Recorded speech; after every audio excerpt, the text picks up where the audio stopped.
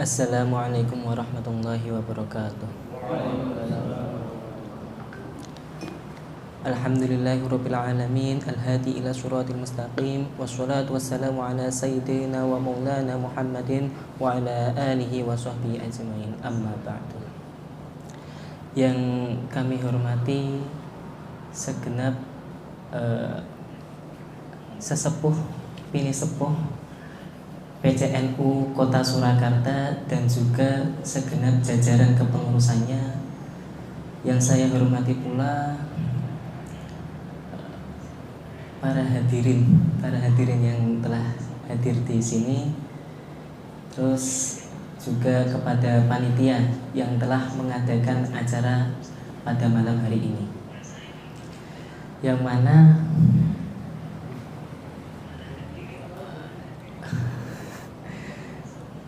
mungkin para panitia ini mungkin cuma asal nunjuk saya saja.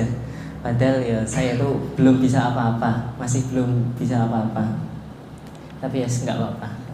Derek dawuh Kanjeng Nabi, yaitu balighu anni walau ayatan.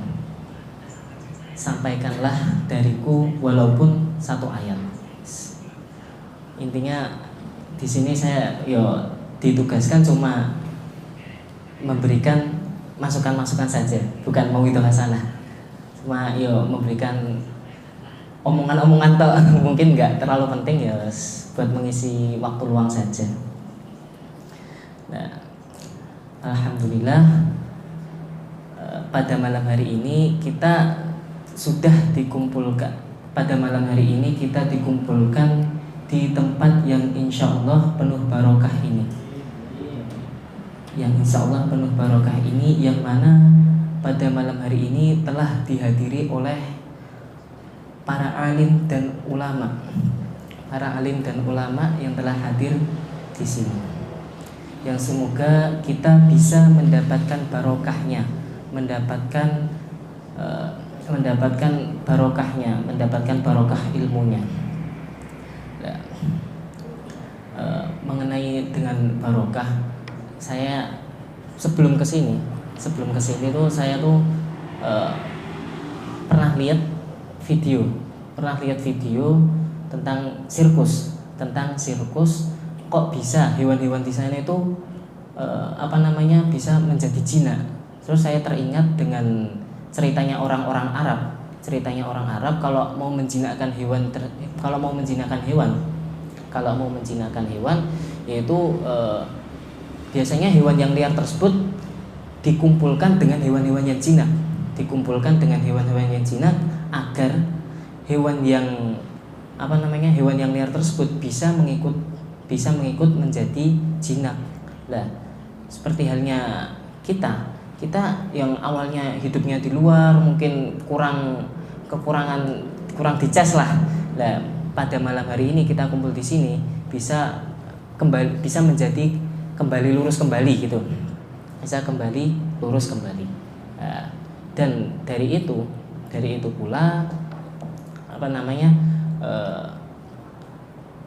mesti dari kita semua para hadirin yang hadir di sini mesti memiliki niat yang sangat bagus, memiliki niat yang sangat besar untuk bisa hadir di sini. Gak mungkin mau cuma hadir ke sini cuma mau ikut-ikutan, nggak mungkin. Biasanya mesti ada niatan untuk mengambil barokah dari alim ulama yang ada di sini semuanya. Seperti halnya hadisnya Sayyidina Umar, dari Sayyidina Umar an Amiril Mukminin Abi Hafsin Umar bin Al-Khattab radhiyallahu anhu qala sami'tu Rasulullah sallallahu alaihi wasallam yaqulu innamal a'malu binniyat.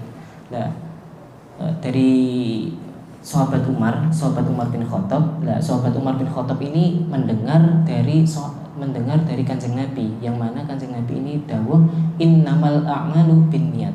Sesungguhnya amal ini tergantung niatnya. Wa innamal likulli imri'in ma nawa. Dan setiap seseorang ini mempunyai niat masing-masing. Faman kanat hijratuhu ila Allah wa rasulih, fa hijratuhu ilallahi wa rasulih. Dan barang siapa ini hijrahnya ini karena Allah dan utusannya, maka dia ini akan mendapat maka hijrahnya ini memang karena Allah dan utusannya. Wa man kanat hijratuhu ila dunya yusibuha aw imra'atin yankihuha fa hijratuhu ila ma hajara ilaih.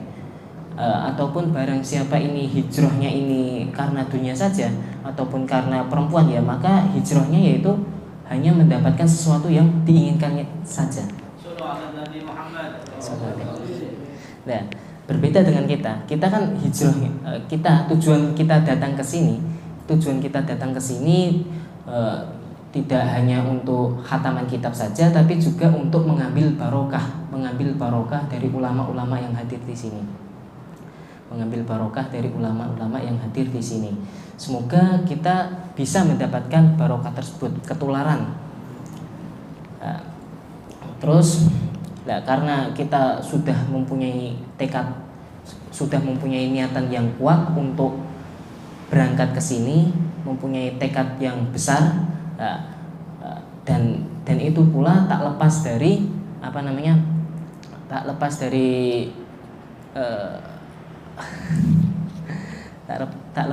keikhlasan kita untuk datang ke sini. Lah, tujuan kita datang ke sini ikhlas lillahi ta'ala. Karena sesuatu yang enggak ikhlas itu enggak akan tetap. Sesuatu yang tidak karena Allah Ta'ala itu enggak akan tetap. Karena hanya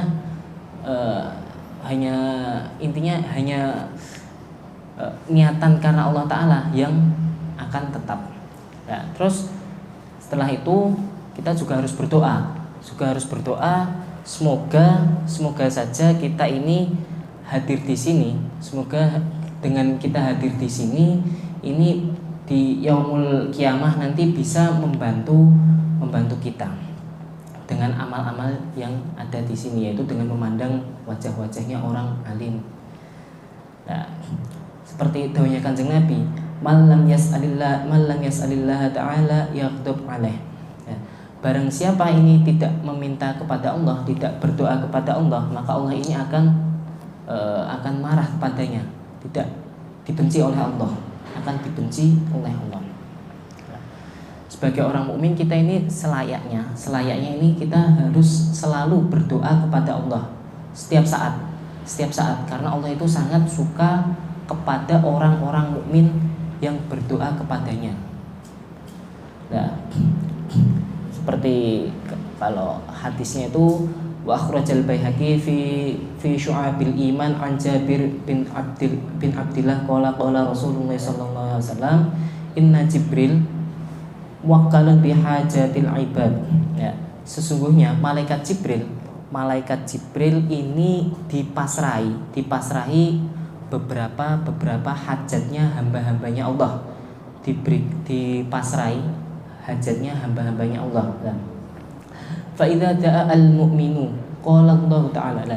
Ketika orang-orang mukmin ini berdoa kepada Allah, Allah ini berkata kepada malaikat Jibril, ya Jibril, ihbis hajata abdi. Wahai Jibril, tangguhkanlah hajatnya hambaku. Ini ketika yang berdoa ini orang mukmin disuruh untuk menangguhkan hajatnya. Fa inni uhibbuhu wa uhibbu sautahu. Karena sesungguhnya Allah Subhanahu wa taala ini sangat cinta kepada orang mukmin dan sangat suka mendengar suaranya orang-orang mukmin. Nah, itu ketika orang mukmin ini berdoa.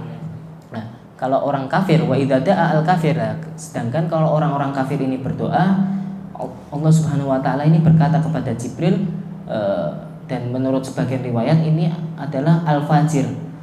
Ya, Allah ini berkata kepada malaikat Jibril, iqdi hajata abdi. Kabulkanlah, suruh mengkabulkan hajatnya hamba-hambanya. Hambanya yang kafir ini disuruh untuk mengkabulkan hajatnya. Karena apa? Fa inni abghaduhu wa abghadu sautahu. Karena Allah Subhanahu wa taala ini tidak suka alias membenci membenci orang kafir, tidak suka kepada orang kafir, dan tidak suka mendengarkan suaranya, tidak suka mendengarkan suaranya. Nah, kita selayaknya sebagai orang-orang muslim, orang mukmin, ini selayaknya kita ini harus selalu berdoa kepada Allah Subhanahu wa taala agar Allah ini tidak marah kepada kita. Nah,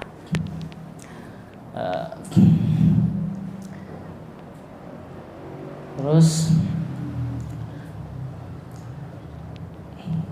pada malam ini, pada malam penghujung Ramadan, akhir-akhir Ramadan, ini mendekati bulan Syawal pada hari raya Idul Fitri. Mungkin ada sedikit sedikit amalan-amalan pada nanti di bulan Syawal mendatang, karena ini sudah mendekati akhir bulan Ramadan. Dan kalau menurut para ulama, menurut Imam Nawawi, kalau malam Lailatul Qadar itu pada malam 25, jatuhnya pada tanggal 25 kemarin dan sudah lewat. Sekarang malam tanggal 29. Dan besok pada bulan Syawal, tepatnya setelah Idul Fitri, itu ada suatu amalan yang mana kalau dawuhnya Kanjeng Nabi itu, man ittaba'a ramadhana bi sittin min syawwali kataballahu lahu shaumat dahri kullih. Barang siapa ini berpuasa Ramadan dan juga menyertakan 6 hari di bulan Syawal. 6 hari di bulan Syawal berarti setelahnya Idul Fitri tersebut, setelahnya tanggal 1, kataballahu lahu shaumat dahri kullih. Nah, Allah ini akan menulis baginya pahala yang menyamai puasa setahun penuh, menulis pahala puasa setahun penuh. Nah, amalan ini saya pernah mendengar amalan ini pernah dipraktekkan oleh Mbah Yai Umar Abdul Manan Al-Mu'ayyad Solo, Mangkuidan. Nah, beliau ini padahal beliau ini adalah seorang ulama yang besar, di Solo, salah satu ulama besar di Solo. Beliau ini tetap melakukan puasa 6 hari di bulan Syawal ini. Nah, bagaimana beliau melakukannya? Padahal beliau ini banyak sekali tamu yang berdatangan ketika bulan Syawal tersebut, pada hari raya Idul Fitri. Setelah hari raya itu banyak tamu yang berdatangan, tetapi beliau ini tetap menjamu, tetap menerima tamu yang datang kepada beliau. Nah, ketika tamu tersebut datang kepada Mbah Yai Umar, tamu tersebut langsung sama Mbah Yai Umar itu disuguhkan teh, suguhan jajan-jajanan. Nah, suguhkan teh, jajan-jajanan. Padahal Mbah Yai Umar tersebut sedang berpuasa. Nah, tapi kalau menurut Mbah Yai Umar, kalau disuguh seperti itu kalau Mbah Yai Umar itu tidak ikut ngunjuk teh, itu malah tamu-tamu beliau itu juga malu kepada beliau, karena mosok Mbah Yai Umar niku itu puasa, saya nggak puasa, masa minum di depan orang puasa kan nggak enak lah. Untuk mencegah hal tersebut, Mbah Yai Umar juga menyiapkan air untuk beliau sendiri, air untuk diminum beliau sendiri. Nah, tapi air tersebut disisakan segelas saja, diisi cuma setengah gelas, diisi setengah gelas saja, tidak diisi penuh. Terus ketika beliau biasa, kalau ada tamu biasanya disuruh untuk minum, monggo diunjuk gitu. Mbah Yai Umar juga ikut minum, cuma ditempelkan saja, tapi tidak sampai diminum, agar tamu beliau ini tidak malu, tidak pekewuh, bahasanya itu nggak pekewuh sama beliau. Nah, agar tidak pekewuh pada beliau yang sedang berpuasa. Dan tamu-tamu beliau itu juga nggak ada yang tahu kalau beliau itu sedang berpuasa sebenarnya. Nah, terus pada nanti besok malam sebelum Idul Fitri, itu juga ada satu amalan dari Az-Zuhri. Kalau Az-Zuhri itu dari sahabat Anas. Qala Nabi, "Man qala fi kulli wahidin minal 'idain", barang siapa pada salah satu dari 2 hari raya Idul Fitri sama hari raya Idul Adha, ini berkata, La ilaha illallah la syarikalah lahul mulku wa lahu yuhyi wa yumiit wa huwa hayyul la yamutu biyadil khair wa huwa ala kulli syai'in qadir. Sebanyak 400 kali arba'ami'ati marrah qabla sholatil id, sebanyak 400 kali sebelum sholat id. Berarti sebelum sholat id dimulai membaca la ilaha illallah la syarikalah lahul mulku wa lahu yuhyi wa yumiit wa huwa hayyul la yamutu biyadil khair wa huwa ala kulli syai'in qadir, sebanyak 400 kali sebelum sholat id. Nah, itu apa nanti? Keutamanya apa? Salah satunya itu adalah zawwajahumullahu ta'ala arba'ami'ati haura. Allah Subhanahu wa taala ini akan menikahkan orang yang membaca tadi, menikahkan kepada orang yang membaca tadi sebanyak 400 bidadari. Loh, sapa sing ra gelem 400 bidadari? Mesti gelem kabeh ning kene. Enggak mungkin ndak lah. Lah, wa ka'anna ma ataqa arba'ami'ati raqabatin. Dan juga seperti halnya memerdekakan 400 budak. Nah, ini cuma membaca lafaz la ilaha illallah sampai selesai tadi bisa memerdekakan 400 budak dengan membaca tok. Kalau zaman dahulu kalau memerdekakan dia juga harus membeli budak. Budak kan harganya mahal dulu. Bisa ratusan dirham, dinar, ribuan mungkin. Sangat mahal. Tapi ini dengan membaca la ilaha illallah sampai selesai itu bisa memerdekakan seperti halnya memerdekakan 400 budak. Dan juga waqallahu ta'ala bihi al malaikah yabnuna lahu al madain. Dan juga Allah ini menyuruh malaikat untuk membangun sebuah bangunan nanti di surga, nanti disuruh untuk membangun sebuah bangunan. Dan juga wa yakhrisuna lahu al asjar ila yaumil qiyamah. Dan juga menanam pohon-pohon sampai hari kiamat. Ditanami pohon-pohon sampai hari kiamat.